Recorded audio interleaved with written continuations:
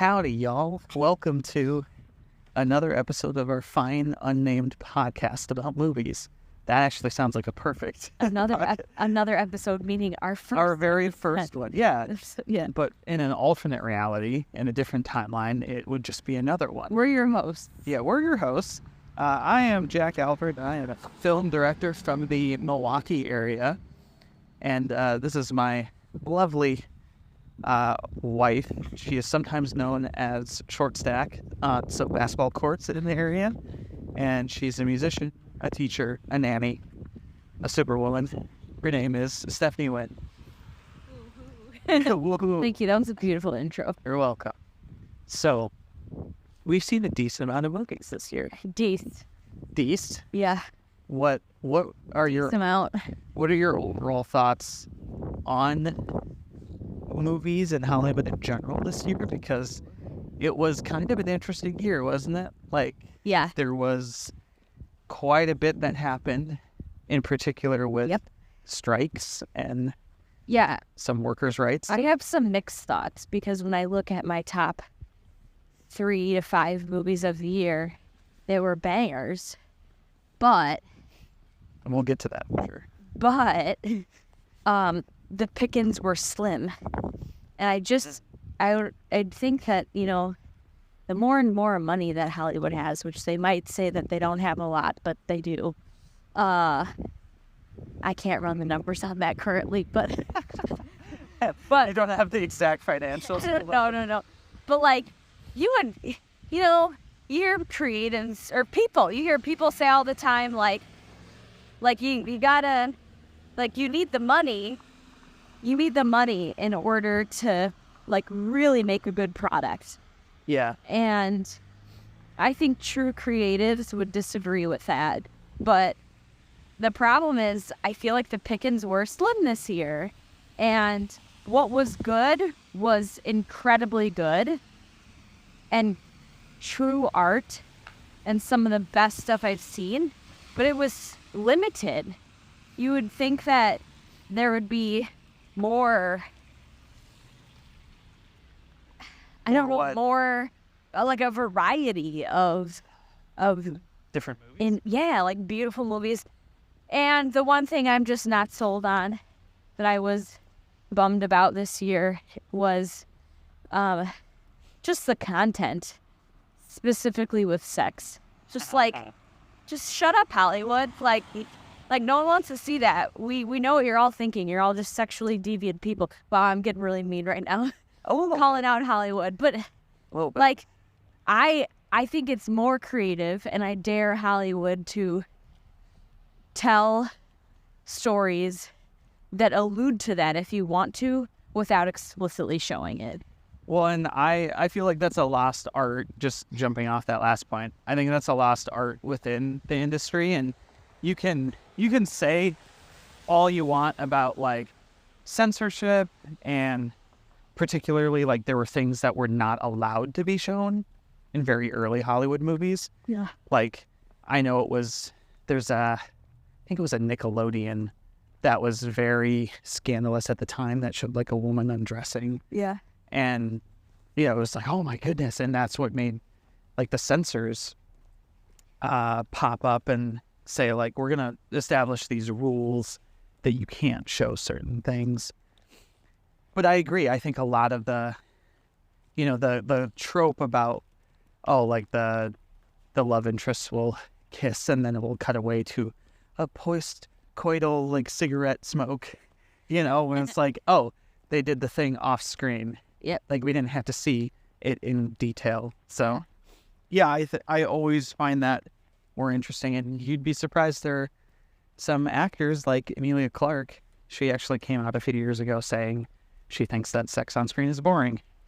And that was after her starring in Game of Thrones and having everything shown to the world. And feel free to fight me on this, but I'm going to keep my dukes up. That's why Oppenheimer is not in my top 5. Ooh, it's not. Sorry. So are we starting with movies that aren't in top 5? Well, I just wanted to give 2 examples. I just didn't want to start throwing punches without anything to back it up. Yeah. Don't get me wrong, I loved Oppenheimer. It was beautiful. It was very good. Yeah. I like Beautiful. It was a great story. If we're going to talk about the whole Barbie versus Oppenheimer showdown thing, though, what I will say, though, is I think when people are comparing them like apples to apples, but it really is an apple to orange, because Barbie in and of itself, like aside from Barbie being a doll, is original. Oppenheimer is not. it's a biopic. Right, Or, it's a bio. So or like a biography. So- biographical. really, when you're looking at creatively in it from a creative lens, like you're not looking at the story being creative, only how it's told. Yep. Which again- absolutely, that's part of it, So though. again, you're right, it was beautifully told. Yes. You couldn't have done it without the sex. Also, we didn't see this in theaters. I don't even know if it's in theaters, but Saltburn on, what was it? Saltburn was on Amazon Prime because I believe Amazon bought MGM in the last few months. The one thing I will say about Saltburn that I liked was I loved how misleading the trailer was. The trailer was misleading to me. We did talk about that. Yeah. The trailer was so misleading that I think that's what made the movie so fun. Yeah. Is that I just didn't know what was going to happen, because from the trailer I kind of was like, I know it's going to happen, and it never did. Well, it never did happen. Whatever I thought was going to happen. But in regards to what did you keep calling it of the sexual deviance? Depraved. Depraved. That was the way I described it. Okay, we literally started talking about ways that you could have shot it and directed it differently. For those of you that have seen it, there is a bathtub scene, and we'll just leave it at We'll that. just leave it at that. Yeah. You could have done it in so many different ways. You could have, instead of shooting the thing, you could have had him walk into the bathroom, close the door, and it would have been so much more. It would have been still disturbing, but you're I don't know what he did in that bathroom. Oh, And sure. it Yeah. leave it up to your imagination. Yeah. Or, you could have, if you didn't want to leave it up to that much of an imagination, you still could have just had the camera at his back while he leaned over the tub and did whatever he was going to do. Yeah. Showing it full on, Yep. that's art. Yeah. I mean, That's more artful. where I will push back a little bit, All right. Push back. You stop. just a little bit, is that I think I have a hard time putting a limit on another creative, saying you can't express your entire thought in this way, because but I will say, that is what you and I talked about, where it's if I would have done that, I would have done it very differently. I think what it is just the shock. I'm sick of this. It's a jolts per second. We're that we just let's just do it to shock people. Yeah. Hollywood is shocking us so much with sex that we've become numb to it. Saltburn was disturbing, but if I would see another disturbing movie, we haven't seen Poor Things yet, but apparently There's a lot of there might be some. nudity in it. Yeah, and I feel like we're just gonna be numb to it at this point. Well, and I don't want to be numb to it. I don't want to be so disturbed and shocked all the time that I'm numb. Yeah, and I do think that it does take away from, the beauty of the human body when, to us with our belief system, obviously, we have very specific views on what should and shouldn't be allowed before marriage, and what marriage is intended to be, and that sort of thing. But I think that's what I like, the idea of sex being this beautiful thing that only you and your partner know. Not for your eyes only. And it's not that you don't talk about it. No, It's not, and I let's talk about it. But I think that a lot of art is an exploration of stuff like that too. And you're not going to be able to portray perfect people. And I don't think that's what you're saying. You're not saying that it has to be this perfect because where do you have conflict? Maybe I'm coming down too hard on Hollywood in our first podcast episode, but this may be our first podcast episode, but this is also our 3,000th walk and talk that we've done with Yes. subjects. So Yeah. it's not a shock to Jack that I have really Strong views. views. Okay, let's get into. Should we just do a quick what our top movies are and then be done because I'm cold. Yes. Yeah. Let's make this quick. So, All right. I just want to say one more thing before we do, really quick. Yeah. Is that because you were kind of talking about your views overall on everything and like something that spoke to you a lot this year. For me, it's I was really impressed with the Christian films that I saw this year. Because normally I am not. Normally I'm very disappointed. Normally they kind of suck.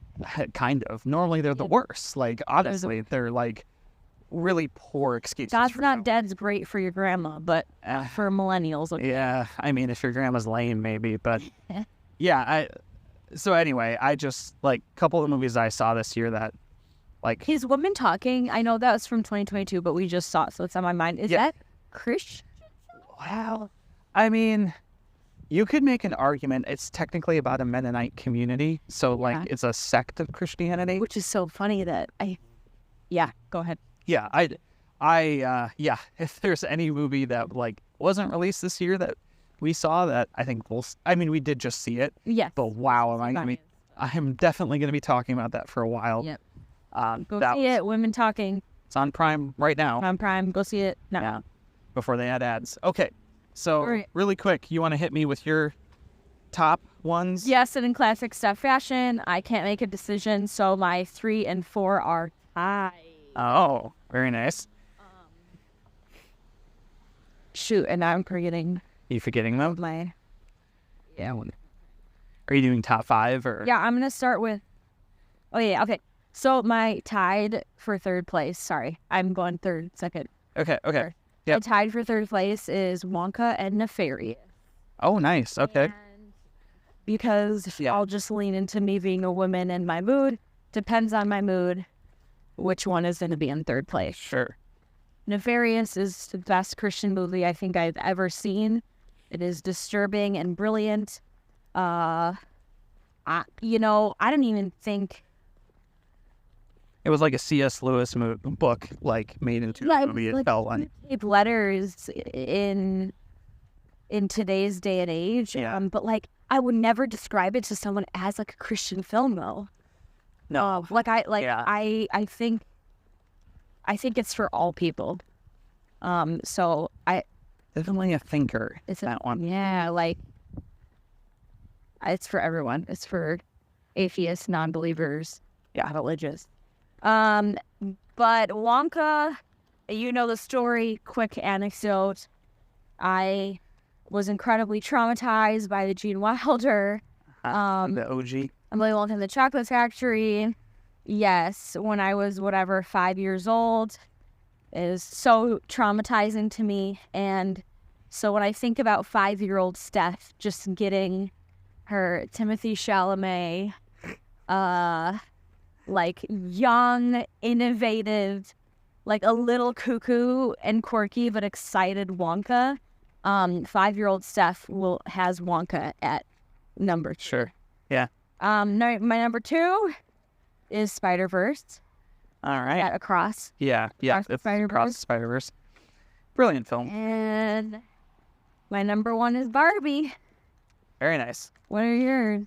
Okay, so I am only going to focus on, so I have 5, but I'm only going to focus on the ones that are different in my list because you and I share the number 2 and 1 spot in terms of like Across Spider-Verse is 2 for me and Barbie is 1. Okay. I don't know if we need to go into them just because they're so popular. Well, they're so popular and they're so brilliant. Like, Barbie deconstructs so much about the typical, like, anyone who said it was woke clearly didn't watch it or they didn't think critically about it.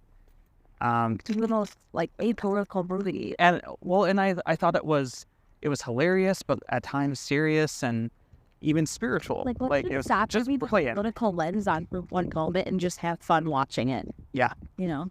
Yeah, a lot of fun. All right. Really impressed with it. Definitely the most fun I've had in a movie this year. Yeah. Spider-Verse. Dressed up when we saw the early premiere. Yes, we did. Yeah, with our good friends Zach and Amanda. That was a lot of fun. Yeah, I am in Spider-Verse. I mean, huge Spider-Man fan. I think No Way Home is still my favorite Spider-Man movie. Yeah. But wow, like Spider-Verse was.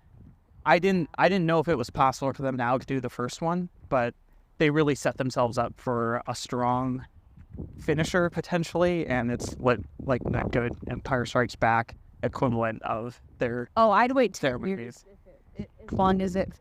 If it's as good or better, yeah. Please take care of your animators. Take time making it. Do not rush it. Do not treat your workers poorly. Like, it's good art. That's what we want to see. Okay, so real quick, rounding out my top 5. Okay. In number 3, so I'm going to descend a bit. In number 3, I put Asteroid City. Ooh, Wes Anderson. Oh, that's your number 3. Okay. That's my number 3. I really, really loved it. I'm a huge Norman Rockwell fan. Classic American painter. Just really vivid colors. Really, like classic Americana. Yeah, very Rockwell-esque in how it looked. And wow, just like, and the cast and the writing is classic Wes Anderson, goofy, but has that tugging on your heartstrings. I actually like Wes Anderson because of how like quirky and weird it was, and I would say this is probably the least quirky. I would say, I mean, it has like the play within the movie. Like it's quirky, but it's probably the least one out of all his. Yeah. I don't think there's an animated sequence in it, which is rare for him because he has a lot of animated. Very sequences. fun movie. Very. Many of our movies in 2023 were fun. They were fun. They were fun. Was 2023 the year of fun? It was the year of fun. No. Okay. All right. So that's 3. Let's 4. Okay. 4.